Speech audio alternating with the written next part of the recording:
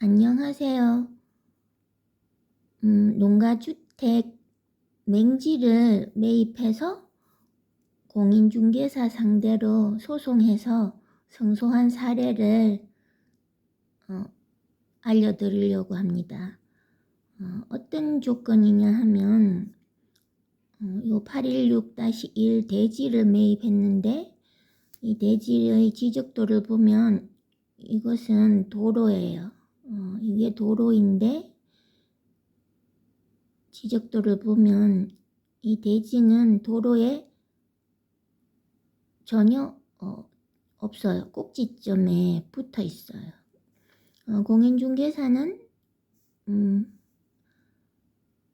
이 지적도는 보여줬는데 지적도상 맹지라는 것은 알려주지 않았어요.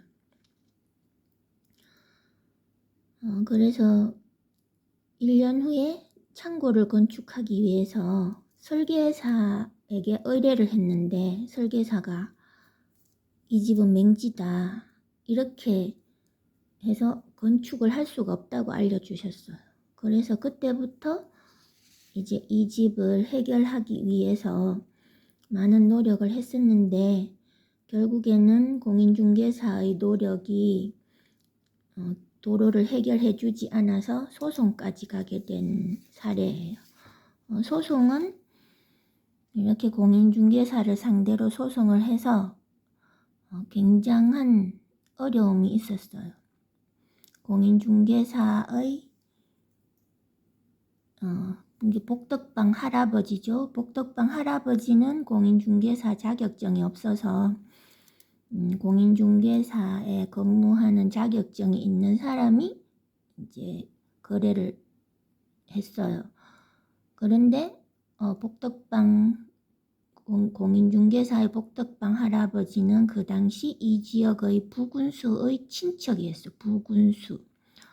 그래서 민원을 넣고 해결하는 과정에서 행정기관에서 절차를 밟는데 정말 인맥이 없는 저한테는 엄청난 어려움이 있었어요. 그런 어려움도 있었고 또 공인중개사를 상대로 승소하기는 힘들다고 변호사한테 의뢰했었는데 변호사도 어렵다고 했어요.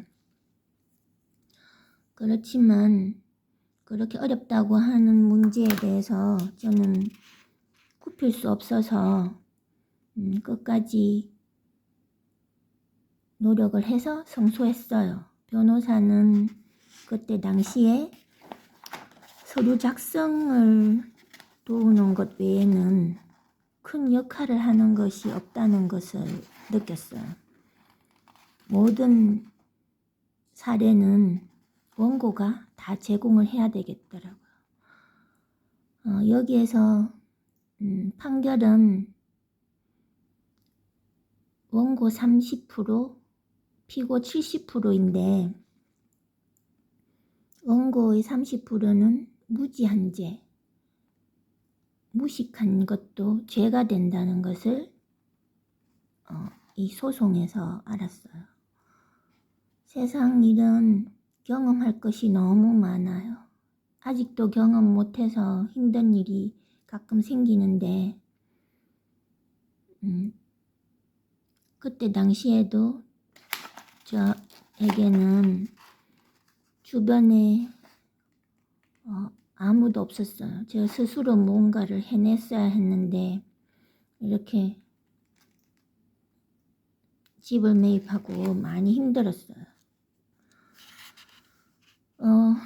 승소한 대금은 공인중개사협회에서는 즉시 그 다음날 송금을 받았는데 공인중개사는 다시 변호사를 통해서 통장이든 모든 것을 조회해 봤는데 재산이면 모든 것을 은닉해서 받을 길이 없었어요. 그래서 지금 10년이 지나서 이제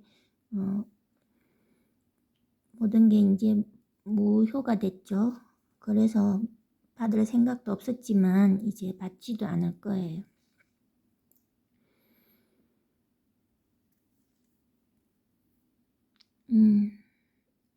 이런 소송을 진행하는 데 있어서 힘없는, 아무런 빽이 없는 저는 이 지역의 부군수 친인척이라는 그런 어려운 상대로 소송을 하면서 행정기관에 수없이 민원을 넣어서 해결하는 데 많이 힘들었어요. 그런 힘들었던 과정을 차근차근 알려드리도록 할게요.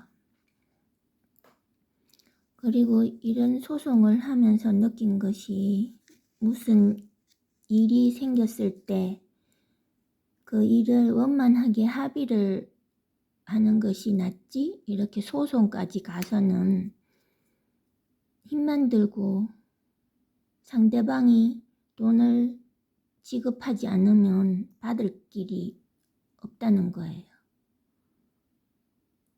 참 애매한 경우죠. 그래서 즉시 나오는 경우에는 괜찮은데, 공인중개사는 재산을 기본적으로 다 은닉하고 그 일에 임한다고 해요. 그래서 공인중개사 상대로 소송해서 돈을 받기는 힘들었어요. 그래서 부동산 거래를 할 때 공인중개사가 제대로 된 공인중개사 협회에 보험이 가입되어 있는지 그런 걸 다 확인해야 되는 게 여기에서 있더라고요. 제가 먼저 촬영했다가 원고는 괜찮지만 피고의 이름을 화이트로 모두 지웠어요. 다시 위험한 일이 생기면 안 되겠죠. 그래서 어느 분이 알려주셔서 삭제하고 새로 촬영하는 거예요. 제가 이 소송하면서 정말 힘이 들어서 다시 이걸 꺼내서 보니까 힘없이 뭔가 가라앉는 느낌이에요. 그래도 아직도 시골에는 도시인이 알 수 없는 이런 토지가 많아요. 그리고 지금도 이런 토지를 매입해서 곤란을 겪는 분들도 많죠. 그래서 시골에 땅을 살 때는 정말 신중해야 되는 거, 그 부분을 제 경험을 토대로 같이 알아보도록 해요. 나중에 흥미진진한 부분이 있는데 그런 것도 나중에 알려드릴게요. 계속 지켜봐 주세요. 감사합니다.